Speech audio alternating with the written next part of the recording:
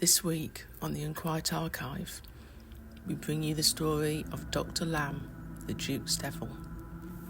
In London, during the summer of 1628, the name of Dr. John Lambe was enough to make children shiver and grown men spit on the ground.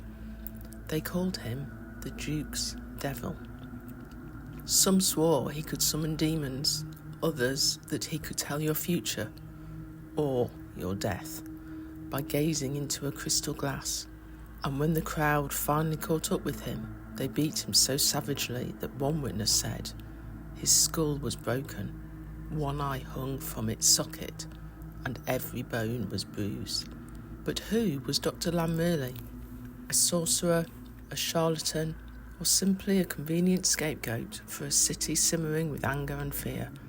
Let's open this file on the Unquiet Archive. John Lambe was born around 1545 in Worcestershire, England, during the reign of King Henry VIII. We know little about his life, but by his later years he had made himself notorious as a physician, though he had no medical degree and certainly no licence to practice. Instead, Lambe specialised in the shadowy arts, astrology, fortune-telling, and what people of the time would call conjuration. In modern terms, he was part healer, part scam artist, part magician. He could, he claimed, cure the sick, help you find lost property, or tell your future. But with every cure, every whispered prophecy, his reputation grew darker. The common folk began to mutter that he worked not through God's gifts, but through witchcraft. In the early 1600s, Lambe's fortunes changed dramatically when he gained the patronage of George Villiers, later to become Duke of Buckingham. Buckingham was no ordinary nobleman. He would become the favourite of King James I and a close companion of King Charles I, and arguably the most powerful man in England. To his enemies, Buckingham was arrogant, corrupt, and dangerously influential. So when Lambe entered his circle, people began to whisper, perhaps Buckingham's meteoric rise was not due to politics or charm. Perhaps he owed his success to Lambe's sorcery. Lambe became known as the Duke's Devil. It was a dangerous nickname and one that would ultimately seal his fate. By attacking Lambe, the people of London could strike at Buckingham himself without directly touching the king's favourite. Over the years, Lambe was accused of increasingly bizarre and sinister acts.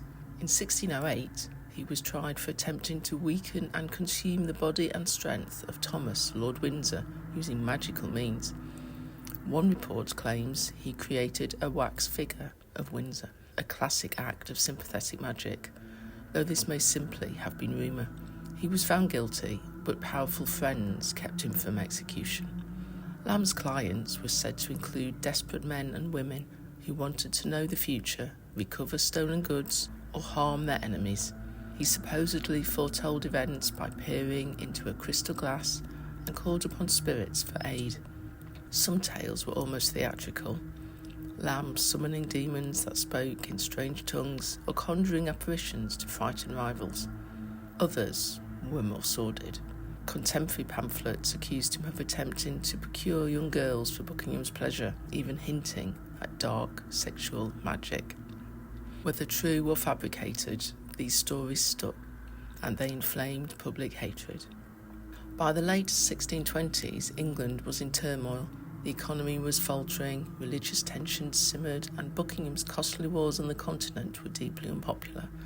To many, Buckingham was the villain behind their suffering, and Lambe, his shadowy sorcerer, was the perfect scapegoat. Ballads and broadsheets circulated in London taverns, calling Lambe a devil and predicting doom for his master. Some even threatened violence. It was a powder keg waiting for a spark. That spark came on 13th of June 1628. That evening, Lambe attended a performance at the Fortune Playhouse in London. When he emerged into the street, a group of apprentices began to follow him, shouting insults. As the crowd swelled, jeers turned into stones, stones turned into cudgels. Someone struck Lambe down, and the mob descended.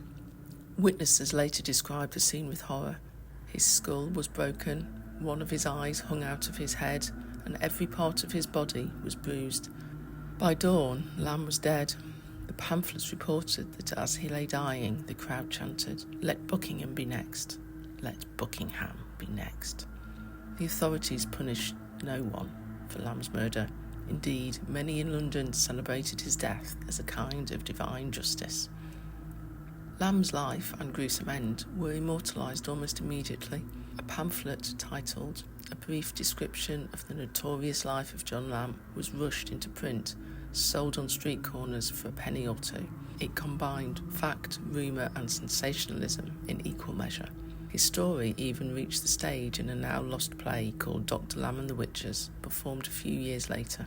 Audiences couldn't get enough of this strange blend of politics, magic and murder. As for Buckingham, 2 months after Lambe's death, he was assassinated by a disgruntled soldier. To some, this was proof that Lambe's curse, or his prophecy, had finally come true. But Lambe's story didn't end there. A generation later, during the English Civil War, a woman named Anne Bodenham was accused of witchcraft. For more information on her tale, you can see my other video. She claimed to have been Lambe's servant, learning her arts from the notorious doctor himself. Pamphlets leapt on the connection, branding her trial as the return of Lambe's evil. One was even titled, "Dr. Lambe Revived," or "Witchcraft Condemned in Anne Bodenham."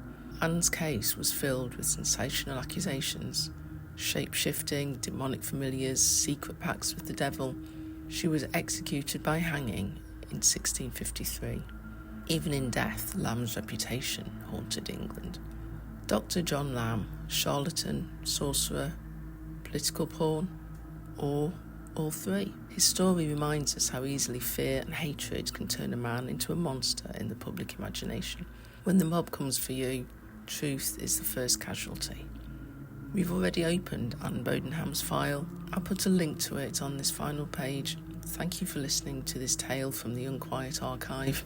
We've got more spooky stories for you as we move into the Halloween season. Until then, keep your lantern lit and your spellbooks very securely locked away.